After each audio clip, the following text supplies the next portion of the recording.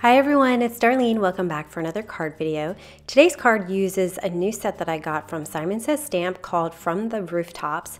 It has a lot of different types of sentiments for different occasions.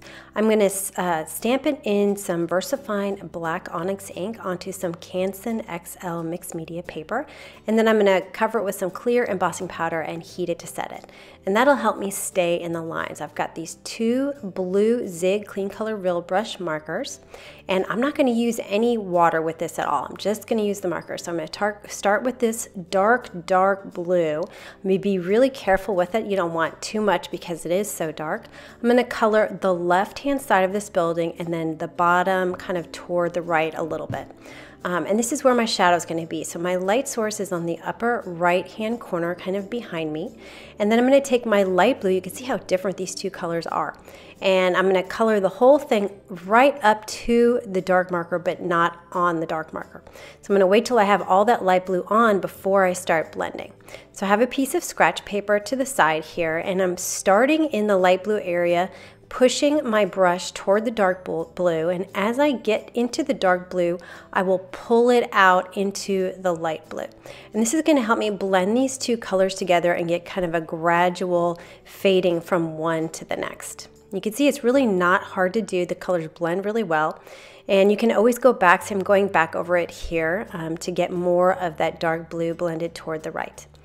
Now I'm going to work on this next building, and each individual building exactly the same. I'm not going to worry about shadows. So I'm just going to go down the left, and I'm going to kind of pretend like that building in front of it is not there. So I'm going to try to mimic that same shadow that I created on that first building on the second building. It's not until my second pass where I'm going to give them a little bit more perspective as far as which one is in front of the other. There are a couple of blocks on top of this building. I'm just going to color them the exact same way. So I'm going to show you this again. So I'm going to take my light blue, and you can see there's a huge difference between these two markers as far as shades go. And I'm just going to be careful to go around the windows and color all of the solid area up to the dark, but not into it just yet. So you can see I start in the light blue, I move to the dark, and I kind of pull it across and blend the two colors together. So I'm going to have too much dark blue on my brush, and that's why I have this scratch paper to the left, where I can quickly wipe it off, and you can see it just takes one or two swipes to get it back to the original light blue color coming out of your marker.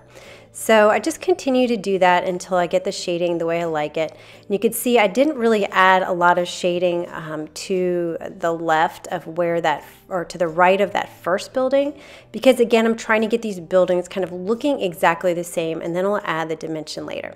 Now you can see I'm coloring these blocks here at the top, and there is a little bit too much of the dark blue, I think. But as long as you sort of keep your brush from pulling too much dark blue to the right, you can actually make it look like you're pushing some of the light blue to the left. I wasn't totally happy with the blending right there. There's kind of a line in the middle of the blue. So I'm just going to go over that one more time. You can see you can always go back and add a little bit more color to blend it. I'm just going to push that over until I'm happy with how the fading goes. I'm going to show you part of this third building because I made a mistake on it. So here I am with the dark and the light. I'm going to speed this up quickly. And as I started blending it, I went over the left edge right there. You see I kind of made too big of a circle. It's easy to fix. Just start with a clean marker and just kind of keep going over it and over it and over it. And that light blue will fade out the dark blue, so it won't even be noticeable. So I'm going to fast forward this quite a bit, but I'm leaving all the coloring in. So I'm just going to leave you for about a minute to a minute and a half while I finish this up, and I will be back.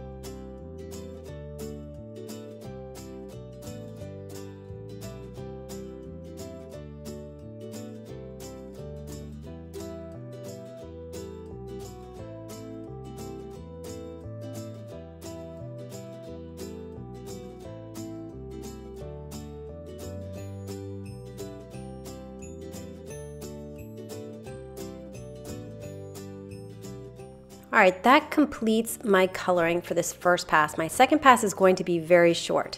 I'm looking for buildings that are in the front. And you can see this third building is in front of the second building. So what I'm going to do is on the left side, add a little bit of that dark blue. And then I'll take my light blue and just sort of blend it out a little bit. I almost want it to be a little bit sharp because it's a shadow of the building, so it will be in the shape of the building.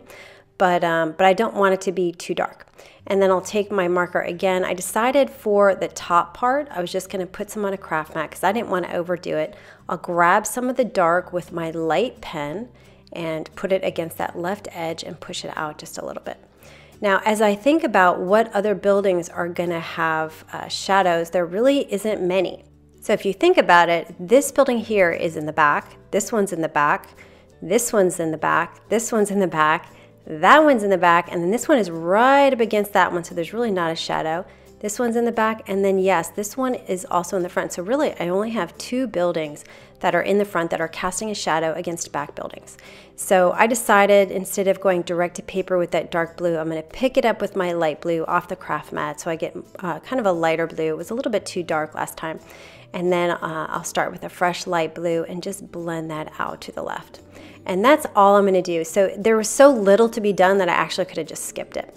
Now for the windows, I have lemon yellow, and I'm just going to color them in really carefully. I'm gonna speed this up. You don't wanna hit the blue because it will turn green, and I definitely don't want any green. So I'm just gonna be really careful about staying in the lines. And then for the background, I'm using this bright yellow, which is kind of an orange color. And I'm gonna start by coloring the top edge of the buildings kind of randomly, so I'm not doing every single edge. I'm pulling it up in the deeper areas a little bit more toward the top. And this is just laying some color down that I'm going to be blending. So this time I'm actually going to use water. I'm going to use my aqua painter, which has a barrel of water. You squeeze it, the water comes out the brush. I use this tool all the time. It's one of my favorite tools.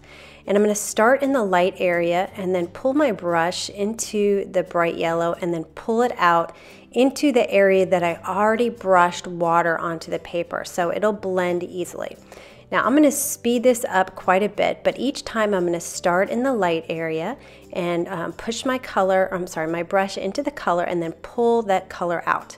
And as far as how far up I go, I'm just going kind of a little bit further beyond the highest building. I really just wanted to cover the bottom of my card. Now if you look at this, I have a lot of lines that I could see where I had drawn directly to the paper. So what I'm going to do is I'm going to pick up the color with my aqua painter from my craft mat. It's the same color, this bright yellow, and I'm going to focus on the areas where I can see a line where I drew. So right on the edge of where my initial coloring was with this bright yellow. And you can see as I add a little bit more color just from the craft mat along with some water, it really helps to make those lines disappear. And that will complete all of my coloring. I'm going to use some VersaFine ink for my sentiment, which is a speech bubble here. And I'm just going to kind of freehand this with an acrylic block. And then for the sentiment, I'm going to use the thank you, and I'm using my Stamp-A-Majig because I want to make sure after all that work I put into my watercolor that this is exact and I don't mess anything up. So I'm going to put my handle in place and stamp it exactly where I stamped it on my Stamp-A-Majig sheet. Then I know exactly where it's coming out. Now when I stamped it, I kind of missed part of it, so I stamped it again. I thought I'll do it one more time. So as long as you keep that handle in place, you can stamp it as many times as you want and get it in the exact same location. I'm going to put some tape runner on the back of this panel and adhere to a Hero Arts black note card, which is white on the inside. And that is going to be my card for today. So I generally try to keep my cards simple when I have a pretty sophisticated focal point, which is this cityscape here. And that's it. So I hope you enjoyed that, and I will see you next time. Thanks for watching.